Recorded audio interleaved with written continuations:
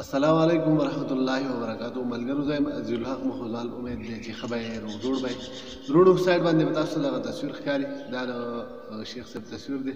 شیخ صاحب د اذان کوم د وخت نه شروع شوی دی د هغې تاریخ بیان کړ دی.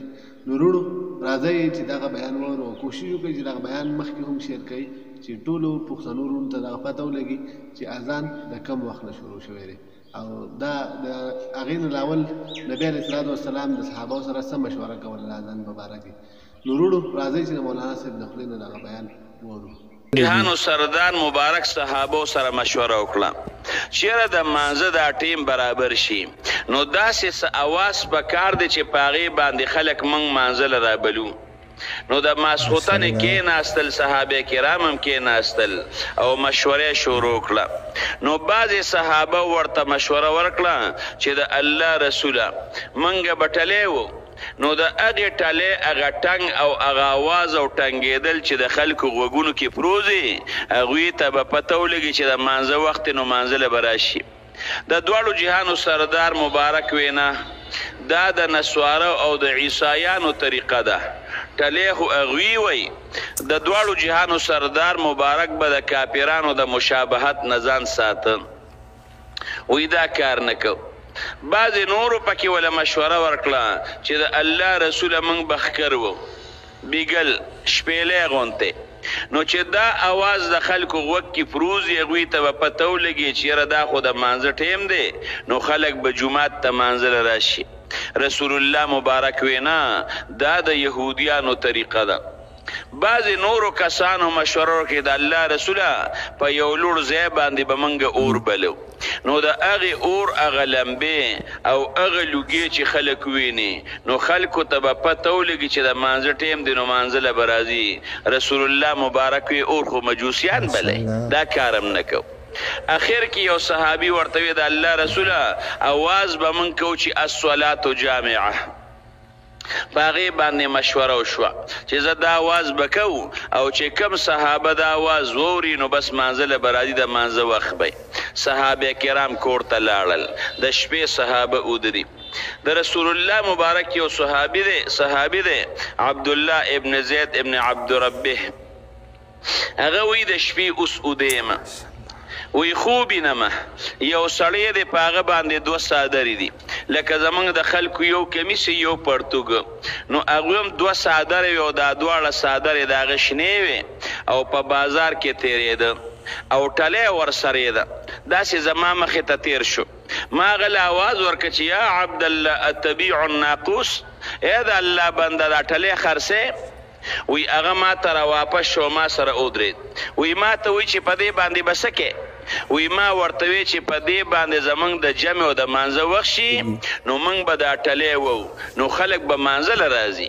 وی ما ته وی چې له دې نه بهتر څیز درته ونه ښیمه د اوس رب العالمین په انساني شکل کې فرشته رالیږلې ده او دې صحابي ته طریقه ښیي د دې نه بهتر او غوره درته ونه ښیم. وی ما ورته وی چې راته وښایه که نه وی ودرېد او کعبې ته یې مخ کړې بیت الله ته دغه ته یې مخ کړې او وی دې غوږونو کې ګوتې ورکړې الله اکبر الله اکبر دا کم اذان چې من کوو وی دا اذان یې وکړ او وی بیا لږ ساعت پس وی راته وی چې کله مانځله خلک رابلې نو دا اذان کوي. وی لږ ساعت پس بیا ودرېده او بیا چې موږ دا اقامت کوو نو بیا یې په دغې طریقه باندې اذان وکړه قد قامت الصلاة یې پکې ووی چې مانځه ته ودرېږې نو دا کلمات به وایې. دی وی د خوبه راپاڅېدم وی چې راپاڅېدم وی چې سارې جومات ته رالمه وی د دواړو جهانو سردار مبارک ته مې دا خوب بیان کړ. وی رسول الله مبارک وی چې انها لرؤیا حق انشاءالله دا رښتونی خوب دی.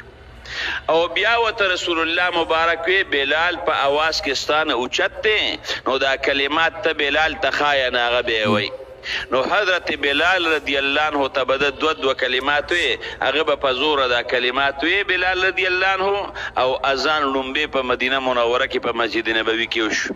ماشاءالله. حضرت عمر فاروق رضی الله عنه راغی صادر ورپسې سر په اوږه دی او ورپسې راخکې شي په منډه منډه راغی او څه وی ای د الله رسوله زما دې په هغې ذات باندې قسم چې تی په رښتیا او په حقه پیغمبر را لیږلې بېګا دقه رنګې خوب ما هم لیدلی دی. 1400 صحابو په دغه شپه باندې خوب لیدلی. اوس ترونو یو خبره به درته وکم. د پیغمبر خوب خو ټیک شو حجت شرعي دی، خو د پیغمبر نه ماسیوا د بل چا خوب حجت شرعي نه دی. نو دې صحابي له چې په خوب کې دا فرشته راله او د اذان طریقې ورته وښوله، نو دا خو پیغمبر خوب نه لیدلی، دا خو صحابي ولیده. او د پیغمبر نه علاوه د نورو خلکو خوب دا حجت شرعي دی نه. نو اصل کې علما جوابونه کوي او یو خو د دواړو جهانو سردار مبارک چې کله معراج ته تللی وی بره په اسمانونو کې د اذان اورېدلی، خو لیکن په حکمت باندې پوی نو چې دا د څه لپاره دی، بیا ورته پته ولګېده چې دا خو د مانځه لپاره دی، په حکمت باندې نه وی پوی. او دویمه دا ده چې د دواړو جهانو سردار مبارک رسول الله مبارک ته وحی راله وخی، نو چې څنګه خوب ولیده دغه رنګې جبریل امین راغی او پاک پیغمبر مبارک ته وحی وشوه. نو چون کې دا اذان دا حکم چې ثابت شو د اذان، نو دا په وحی سره شوی دی، پاک پیغمبر مبارک ته وحی هم شوی وه، خو اخو هغې صحابو ته هم الله په خوب کې هغه طریقه ښولې وه. نو دا د اذان مشروعیت شو. رونو اذان کې الله ډیر زیات خیر اخاوده دي.